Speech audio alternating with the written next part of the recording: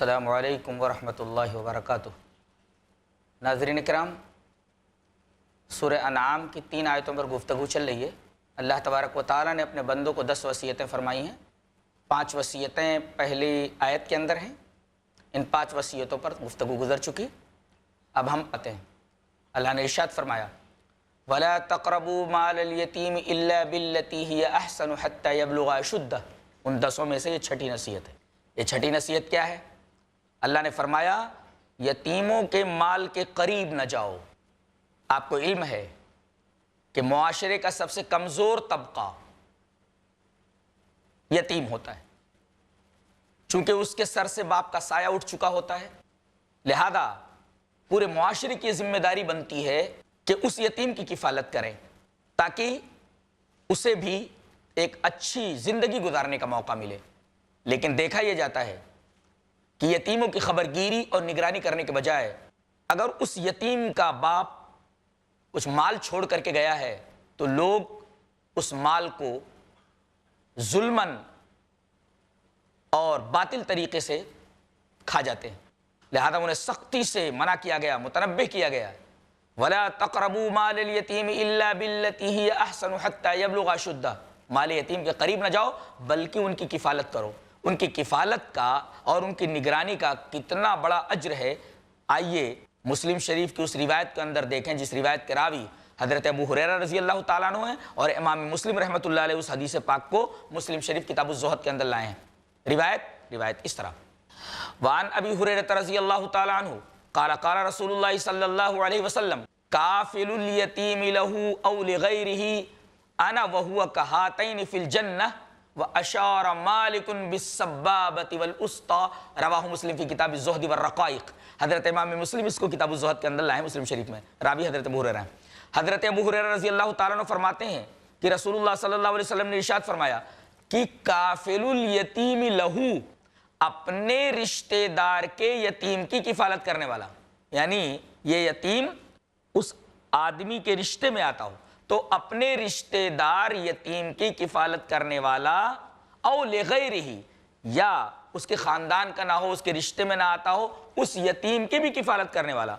तो काफ़िलुल यतीम लहू औ लिग़ैरिही, अपने रिश्तेदार यतीम की किफ़ालत करने वाला या गैर रिश्तेदार के यतीम की किफ़ालत करने वाला, इसका इतना बड़ा सवाब है कि ये और मैं दोनों जन्नत में इस तरीके से आएंगे। और नबी करीम सल्लल्लाहु अलैहि वसल्लम ने अपनी सब्बाबा उंगली और उस्ता को मिला करके बताया कि वो आदमी मुझसे जन्नत में इस तरीके से करीब होगा। ये है यतीम के साथ हुस्न सलूक करने का सवाब और उसका अज्र। ये छठी नसीहत। दूसरी नसीहत इस तरह बयान फरमाएगी, व औफुल कैल वल मीज़ान बिल क़िस्त। और बड़ी अजीब बात है कि जितनी ये नसीहत और ये वसीयत अहम है, मुसलमान और गैर मुस्लिम दोनों इस मामले से उतने ही ज़्यादा बेपरवाह और गाफिल और तसाहुली बरतने वाले हैं। फरमाया गया कि आदमी अगर कोई चीज़ तौल कर बेच रहा हो या नाप कर बेच रहा हो तो इसमें पैसा पूरा लेकर माल के अंदर कमी ना करे। व औफुल कैल वल मीज़ान बिल क़िस्त, तौले तो सही तौले, नाप कर दे तो अच्छी तरीके से नापे, इसी तरीके से पैसा पूरा लेकर नाप तौल कम न दे। नबी अकरम सल्लल्लाहु अलैहि वसल्लम की एक हदीस अल्लाह तबारक व तआला के कलाम के इस टुकड़े की तफसीर में यूं अपनी निगाहों के सामने रख सकते हैं। रिवायत इस तरह, वान अब्दुल्लाह इब्न अब्बास रज़ियल्लाहु ताला अन्हुमा अनिन नबी सल्लल्लाहु अलैहि वसल्लम क़ाल ले अस्हाबिल कैल वल वज़नी इन्नकुम क़द उल्लीतुम अमरन फ़ीहि हलकतुल उम्मति सालिफ़ा। रवाहुल हाकिम फ़िल मुस्तदरक फ़ी किताबुल बुयू। हज़रत इमाम हाकिम रहमहुल्लाह इस हदीस को ऐसे ही अपनी हदीस की किताब मुस्तदरक अला सहीह में किताबुल बुयू के अंदर लाए। रावी हज़रत अब्दुल्लाह इब्न अब्बास हैं।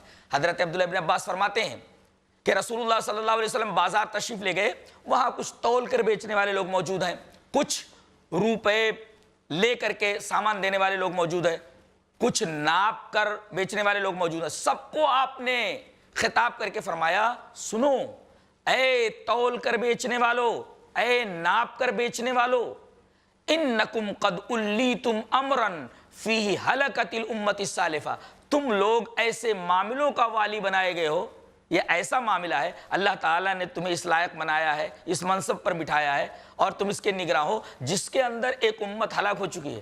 حضرت شعیب علیہ السلام کی قوم کا تذکرہ قرآن حکیم میں ہے کہ یہ قوم پیسہ پورا لیتی تھی، تول کم دیتی تھی، اور نتیجہ یہ ہوا کہ اللہ تبارک و تعالیٰ نے اس قوم کو صفحہ ہستی سے حرف غلط کی طرح ان کی اس بدعملی کی وجہ سے تباہ و برباد کر دیا، مٹا دیا۔ تو تم لوگ ناپ تول میں کمی کی وجہ سے کہیں اس قوم کی طرح نہ ہو جاؤ، اور تمہارے ساتھ بھی وہی معاملہ نہ کیا جائے جو اس قوم کے ساتھ کیا گیا ہے۔ انکم قد الیتم امرا فیہ ہلکت الامت السالفہ، اس لیے کہ اس بدعملی کی وجہ سے ایک امت پوری کی پوری تباہ و برباد کر دی گئی ہے۔ آج اگر لین دین کے معاملات کے اوپر نظر ڈالی جائے، بازاروں کے اوپر نظر ڈالی جائے، تو ایک لوٹ مچی ہوئی ہے، اور اکثر لوگ تطفیف کے اس عمل کے اندر مبتلا ہیں۔ ناپ تول کی کمی آپ کو ہر جگہ نظر آئے گی، اور یہی وجہ ہے کہ آئے دن ہم طرح طرح کی مصیبتوں سے دوچار ہوتے ہیں۔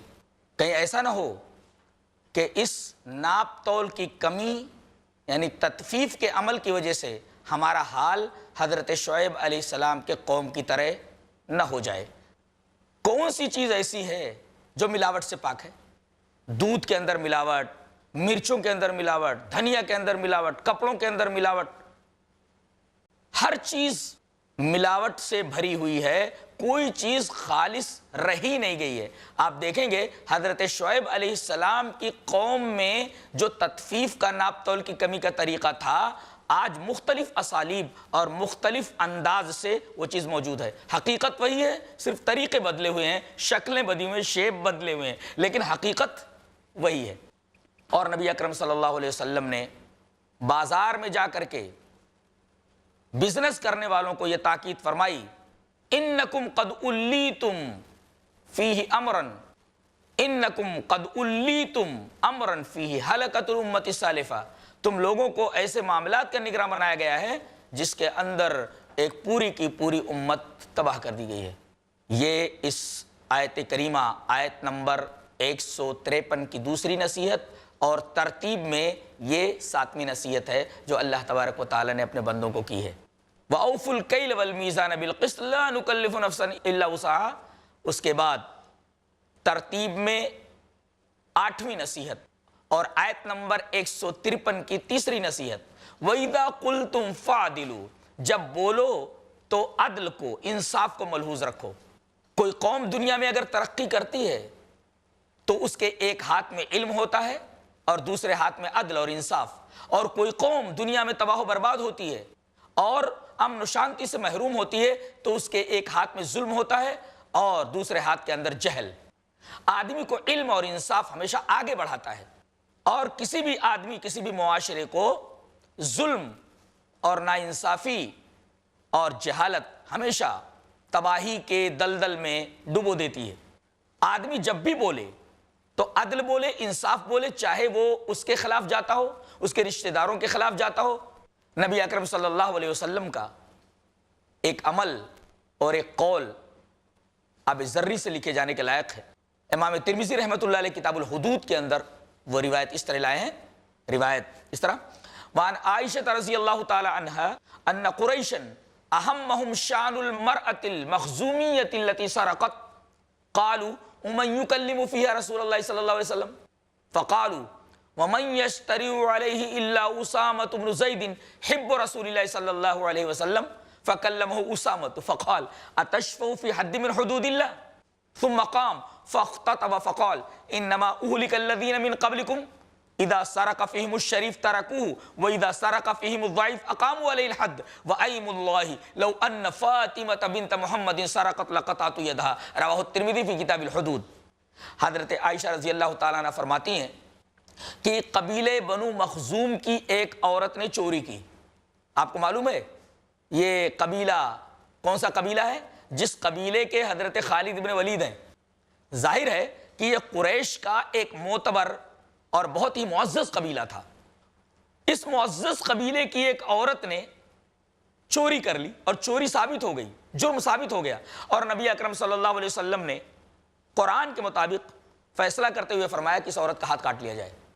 ظاہر ہے کہ اگر اس عورت کا ہاتھ کاٹ لیا جاتا تو اتنے بڑے اور اتنے معزز قبیلے کی ناک کا سوال تھا، اس عورت کا ہاتھ کٹنا اس قبیلے کی ناک کٹنے کے مرادف تھا، لہذا ان کی پوری کوشش یہ ہوئی کہ کسی طریقے سے اس عورت کا ہاتھ بچا لیا جائے اور کٹنے سے محفوظ کر لیا جائے۔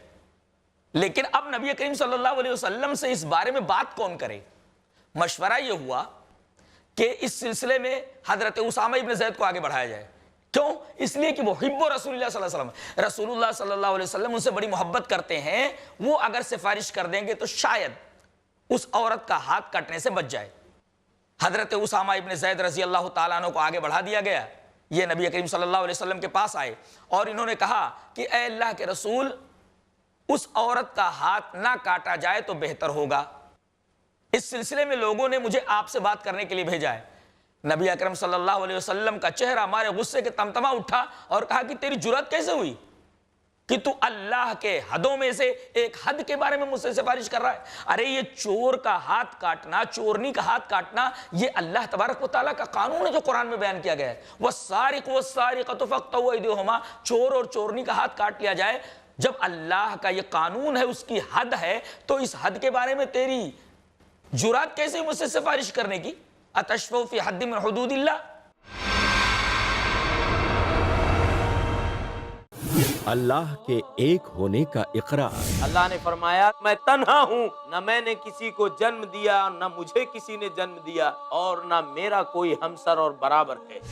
انسانیت اور امن کا پرچار۔ اے لوگو، سلام کو عام کرو، آپس میں صلہ رحمی کرو، نفس کو شر سے محفوظ رکھنے کی ہدایت۔ آخرت کی ابدی زندگی کے سامنے دنیا کی زندگی کی کوئی حیثیت نہیں ہے۔ تقوی اور پرہیزگاری کی دعوت۔ اس سے پہلے کہ وہ گھڑی آئے جب بندہ یہ کہے کہ اے پروردگار، اگر تو نے مجھے اور دنیا میں موقع دیا تو میں نیک بن جاؤں گا، لیکن اس وقت کوئی موقع نہیں دیا جائے گا۔ پیغام قرآن جانیے شیخ سلطان سیف محمدی کے ساتھ ہر بدھ دوپہر 3 بجے اور رات 9 بجے صرف i+ TV پر، بہتر زندگی کے لیے۔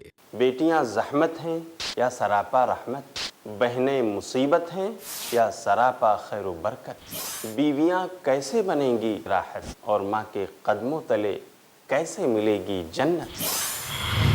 آدم کی بیٹیاں شیخ شمیم فوزی کے ساتھ دیکھیے اسلام میں کیوں ہے عورت کا بلند مقام، ہر بدھ دوپہر 3:30 بجے اور رات 9:30 بجے صرف i+ TV پر، بہتر زندگی کے آداب زندگی۔ جانیے شیخ عبد الرحمن سنابلی سے اسلامی آداب کے سائے میں کیسے کامیاب ہوتی ہے زندگی، ہر منگل دوپہر 2:30 بجے اور رات 8:30 بجے صرف i+ TV پر، بہتر زندگی۔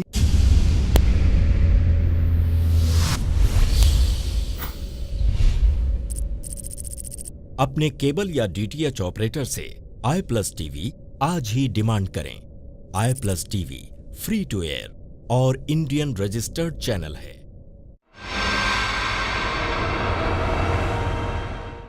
نبی کریم صلی اللہ علیہ وسلم نے ان کو زجر و توبیخ کی ڈانٹ پلائی اور اس کے بعد لوگوں کو بھی متنبہ کرنے کے لیے کہ وہ کبھی ایسی جرات نہ کریں، آپ ممبر پر تشریف لائے اور آپ نے لوگوں کو جمع کر کے خطبہ دیا۔ خطبے کے اندر آپ نے یہ فرمایا، سنو انما اہلک الذین من قبلکم، تم سے پہلے قومیں ہلاک کر دی گئی ہیں ایک بے انصافی کی وجہ سے، عدل نہ کرنے کی وجہ سے، انصاف نہ کرنے کی وجہ سے۔ وہ کیا تھا؟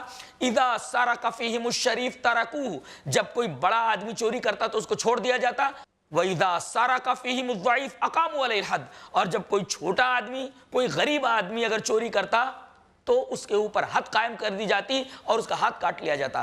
اور پھر اس کے بعد آپ نے جو جملہ ارشاد فرمایا جس کے بارے میں یہ کہتا ہوں کہ وہ سونے کے پانی سے آب زرنی سے لکھے جانے کے لائق ہے، وہ یہ ہے کہ تم اس عورت کے ہاتھ کے بارے میں سفارش کر رہے ہو کہ نہ کاٹا جائے۔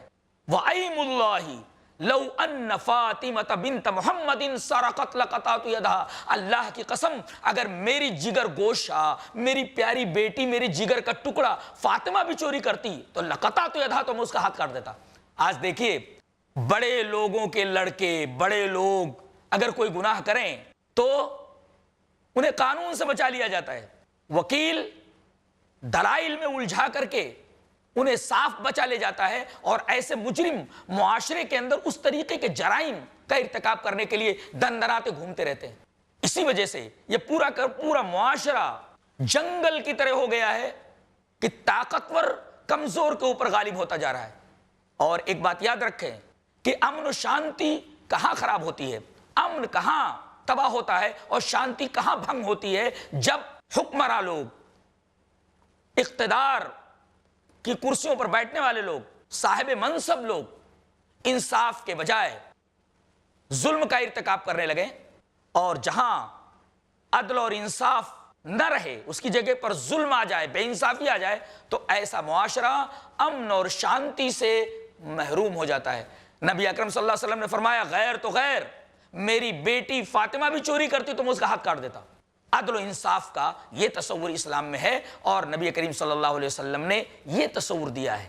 تو وَإِذَا قُلْتُمْ فَعْدِلُوا، جب تم بولو تو انصاف بولو، وَلَوْ كَانَ ذَا قُرْبَى، اگرچہ وہ تمہارے کسی قریبی کے خلاف جاتا ہو، اور قریبی تو چھوڑو خود تمہاری ذات کے خلاف جاتا ہو، تب بھی تم بولو تو عدل ہی بولو، فیصلہ کرو تو عدل کے آئینے میں کرو، عدل کی روشنی میں کرو۔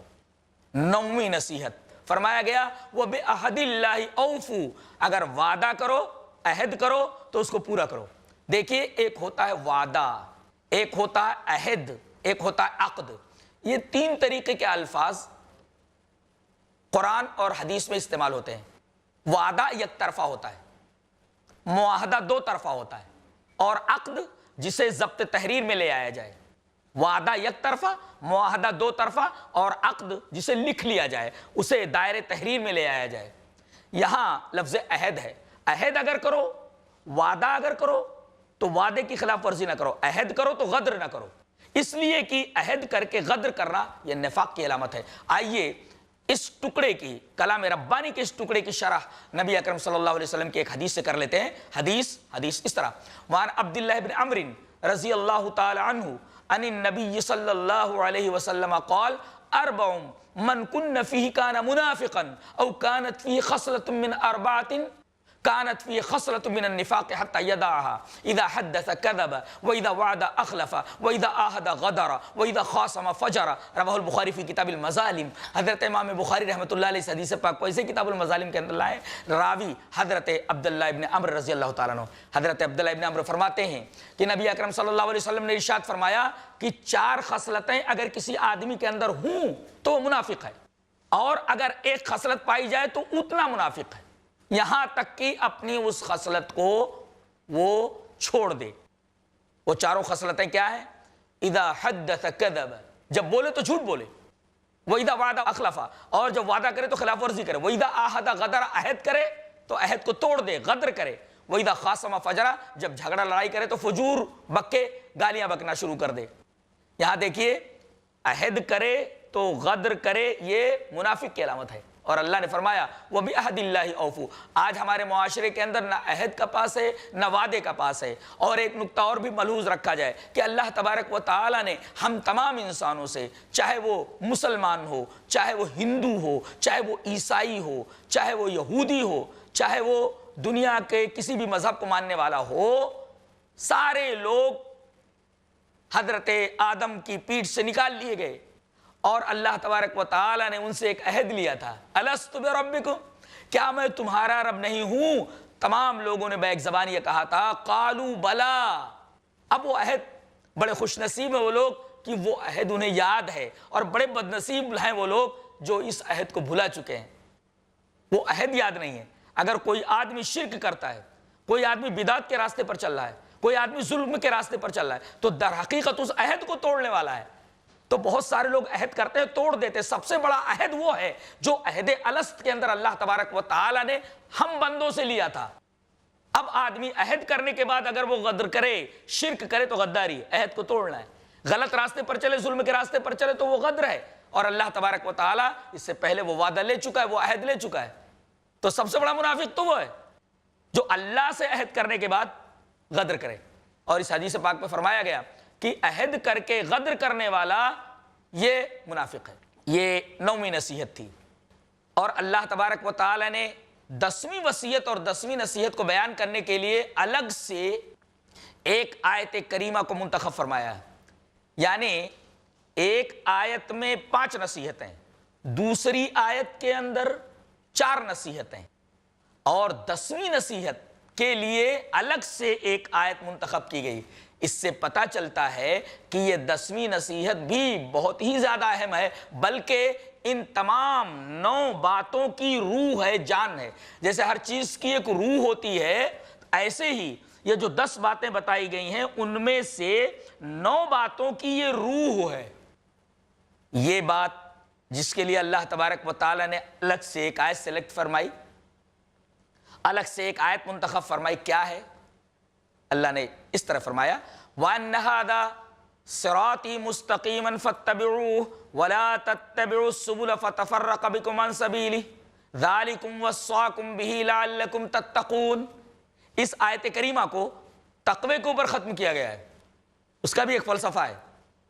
کیا فرمایا گیا کہ یہ میرا راستہ ہے, سیدھا راستہ, یہ صراط مستقیم ہے, تو تم اسی راستے کے اوپر چلو, راستوں کے اوپر نہ چلو. اس سے ایک نقطہ یہ ملا کہ دربار رسالت سے لے کر جنت کے دروازے تک جو راستہ جاتا ہے وہ ایک ہی ہے, اور یہ وہی راستہ ہے جس راستے کے اوپر چلنے اور قائم و دائم رہنے کی دعا ہم 5 وقت کی نمازوں میں 17 مرتبہ کرتے ہیں.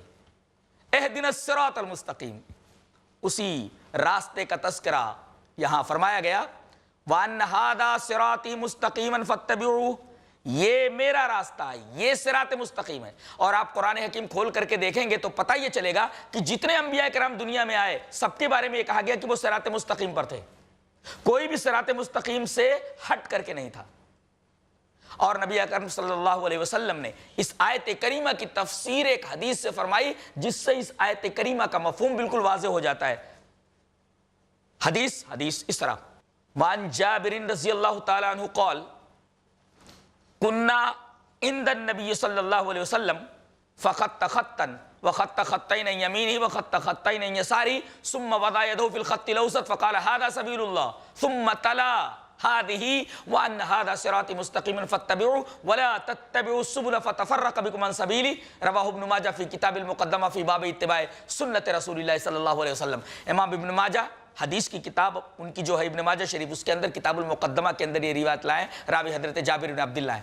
حضرت جابر بن عبداللہ فرماتے ہیں کہ رسول اللہ صلی اللہ علیہ وسلم صحابہ کرام کے درمیان بیٹھے ہوئے ہیں, اچانک آپ نے ایک خط کھینچا. He drew a straight line. آپ نے ایک سیدھی لکیر کھینچی, اور اس سیدھی لکیر کے دائیں جانب 2 لکیریں, بائیں جانب 2 لکیریں, 4 لکیریں آپ نے کھینچی. اور پھر بیچ والی لکیر کے اوپر آپ نے انگلی رکھ کر کے فرمایا ہذا سبیل اللہ, یہ اللہ کا راستہ ہے. غور فرمائے, پہلے آپ نے سیدھی لائن کھینچی اور اس کے دائیں بائیں 2 لائنیں, پھر بیچ والی لائن کے اوپر انگلی رکھ کر کے آپ نے فرمایا یہ سیدھا راستہ ہے. پتہ یہ چلا کہ یہ راستہ دربار نبوی سے لے کر جنت کے دروازے تک الون تنہا ہے. اس راستے سے کوئی راستہ نکلتا نہیں, اور اس راستے میں کوئی راستہ آ کر ملتا نہیں. بعض لوگ یہ کہتے ہیں کہ یہ راستہ ایسا ہے کہ بہت سارے راستے اس میں آ کر مل گئے, بہت سارے راستے اس راستے سے نکلے ہیں. حقیقت یہ ہے کہ اس راستے میں کوئی راستہ آ کر ملتا نہیں آگے چل کر کے, اور نہ اس راستے سے کوئی راستہ نکلتا ہے. یہ دربار نبوی سے لے کر جنت کے دروازے تک الون تنہا ہے, اور اس کا ایک ہی نام ہے, وہ ہے صراط مستقیم. اور ایک حقیقت اور بھی فرمائی گئی کہ اختلاف کہاں ہوتا ہے؟ جب آدمی صراط مستقیم سے ہٹتا ہے.